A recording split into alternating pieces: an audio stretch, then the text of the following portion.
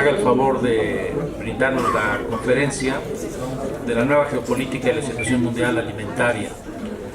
El doctor Vaqueiro tiene una amplia experiencia en el tema alimentario y también la visión de todo lo que se hace desde la FAO para poder abordar ese tema. Entonces, le damos la palabra.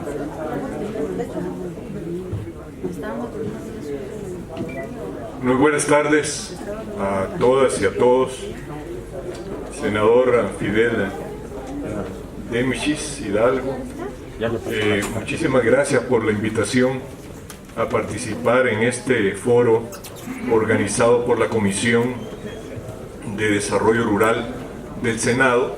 Realmente para la FAO es un honor esta participación y lo que nos han solicitado es procurar hacer una reseña del escenario más amplio, que es un poco el escenario global del sistema alimentario y la situación alimentaria en el mundo. A estas alturas, la humanidad enfrenta todavía el flagelo de la malnutrición. Por un lado, una tendencia sostenida a la baja en la subalimentación, pero por otro lado, una tendencia acelerada al alza del sobrepeso y de la obesidad. Aunque el hambre y la pobreza extrema se han reducido desde la década de 1990 a nivel mundial, todavía hay cerca de 795 millones de personas, en su mayoría en las zonas rurales en el mundo, que siguen estando subalimentadas, y 2.000 millones de personas con carencias de micronutrientes. En América Latina son 34 millones de personas las que están en condición de subalimentación. Es la mitad de lo que había en 1990, es decir, que se ha venido reduciendo, pero aún así la cifra llega a 34 millones. Ahora bien, los conflictos, las crisis y catástrofes naturales recientemente representan una enorme amenaza a la situación alimentaria en el mundo. Solamente entre 2016 y 2015, la FAO ha llamado la atención que el número de personas en inseguridad alimentaria severa aumentó de 80 a 108 millones de personas, debido a dos causas fundamentales. Primero, los conflictos armados en Asia, el Cercano Oriente. Ahí países como Yemen, Afganistán, el norte de Nigeria, Siria y el sur de Sudán y Somalia. Y segundo, las consecuencias de desastres naturales, principalmente sequías prolongadas, producto del fenómeno del Niño en el sur del continente africano. En estos momentos, en total, existen 37 países en el mundo, 28 de ellos en África, que requieren ayuda alimentaria externa, es decir, que están en situación prácticamente de hambruna. Ahora bien, a excepción de estas crisis focalizadas de conflictos, producto de conflictos o de consecuencias de desastres, aparte de eso, la desnutrición y el hambre tienen una tendencia a disminuir. Sin embargo, en dirección contraria, el sobrepeso y la obesidad se ha duplicado desde 1980. En el año 2014, el 40% de las personas adultas de 18 años o más en el mundo tenían sobrepeso. La mayoría de la población en el mundo vive en países donde el sobrepeso y la obesidad están cobrando más vidas de personas que la desnutrición. La prevalencia de exceso de peso en niños y niñas aumenta de forma vertiginosa, y más que los adultos.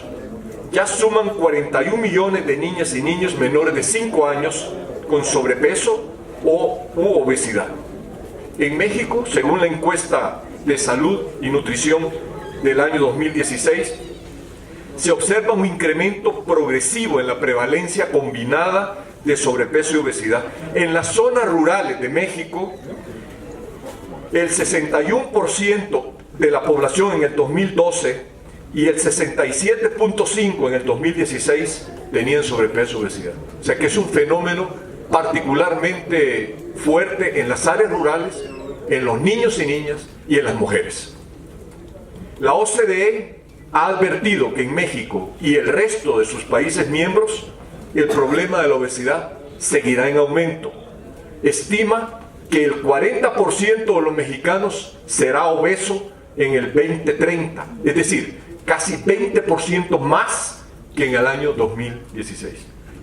Por primera vez en la historia, véase bien, por primera vez se visualiza un escenario futuro en donde las futuras generaciones vean reducida la esperanza de vida.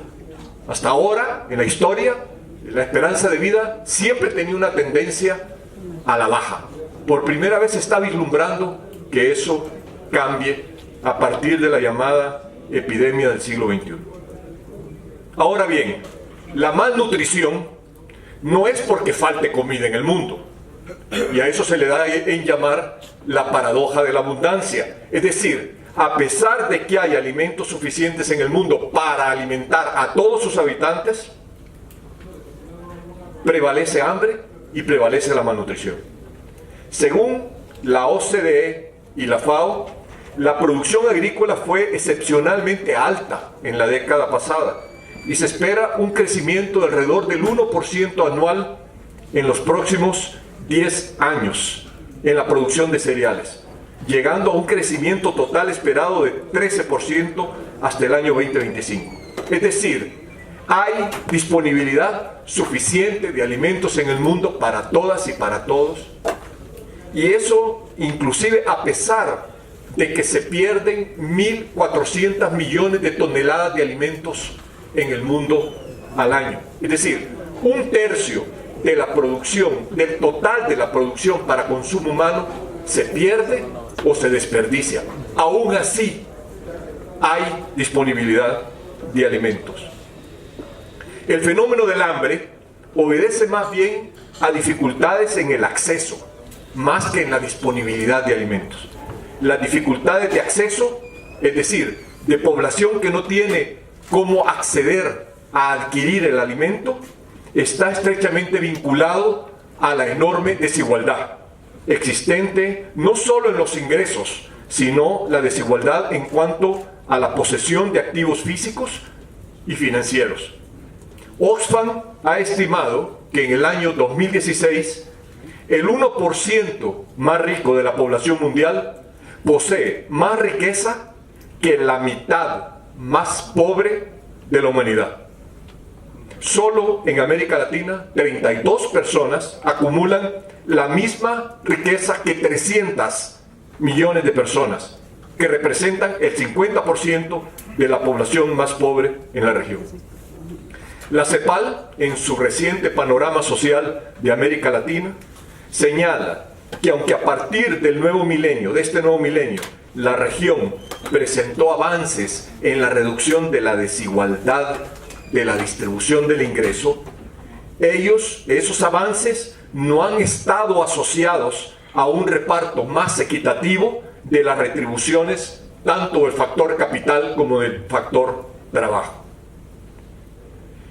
El comercio es uno de los medios para erradicar el hambre en el mundo, siempre y cuando se logre un mayor equilibrio entre las prioridades nacionales y el bien colectivo. El valor del comercio mundial de productos agrícolas y de alimentos casi se ha triplicado en términos de valor en el último decenio y se prevé que las tasas de crecimiento sigan aumentando. El desafío, por tanto, consiste en asegurarse que la expansión del comercio agrícola contribuya y no perjudique en la eliminación del hambre, la inseguridad alimentaria y la malnutrición. Una mayor participación en el comercio mundial es inevitable por parte de las estrategias comerciales de la mayoría de los países del mundo. Sin embargo, el proceso de apertura al comercio y sus consecuencias deberán gestionarse de modo apropiado para que el comercio contribuya al logro de mejores resultados en materia de seguridad alimentaria. A nuestro juicio, el comercio en sí mismo no es ni una amenaza inherente ni una panacea, por lo que hace a mejorar la seguridad alimentaria y la nutrición, pero puede plantear desafíos e incluso riesgos que son necesarios de considerar a la hora de adoptar decisiones sobre políticas públicas. Un punto de inflexión muy importante se dio a partir de la crisis en los precios de los alimentos en el año 2008, como resultado de la crisis mundial financiera. Los episodios de subida brusca en los precios de los alimentos tienen repercusiones negativas en la seguridad alimentaria.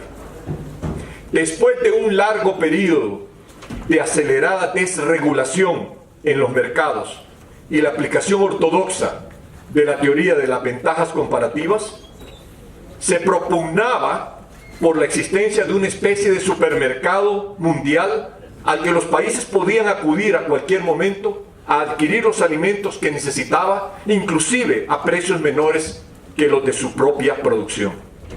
La crisis del 2008 mostró que no era tan así y que frente al alza de los precios, ni siquiera con liquidez disponible se podía en algún momento adquirir los alimentos indispensables.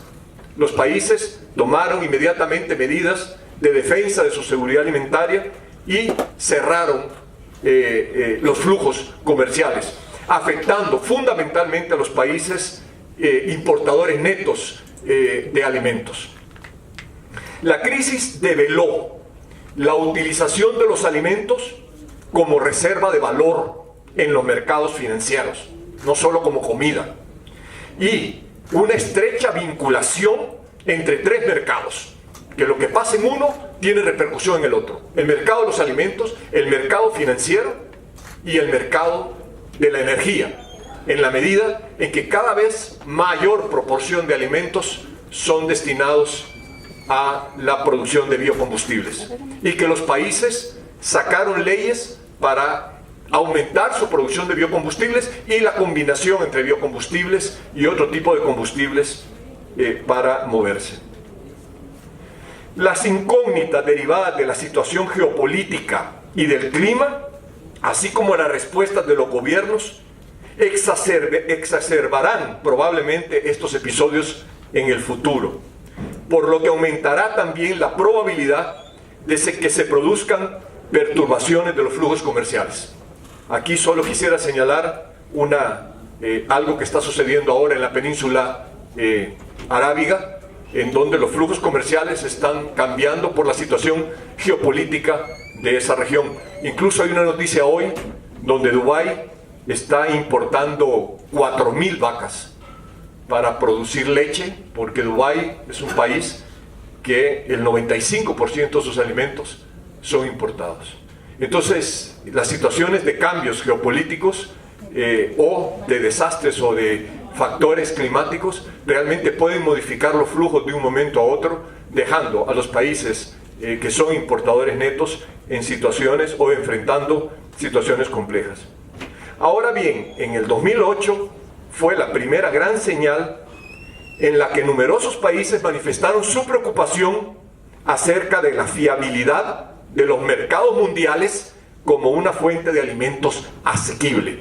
Fue la primera gran duda, donde se puso la seguridad alimentaria en la agenda con primera prioridad, y donde la relación entre los mercados y la política pública se puso de nuevo en el debate, en el abastecimiento de alimentos, en la formación de reservas de alimentos de los países, en el fenómeno de la compra de tierras de muchos países para asegurar la alimentación en el futuro, el caso de países asiáticos comprando grandes cantidades de tierra en el África para producir alimentos en el futuro.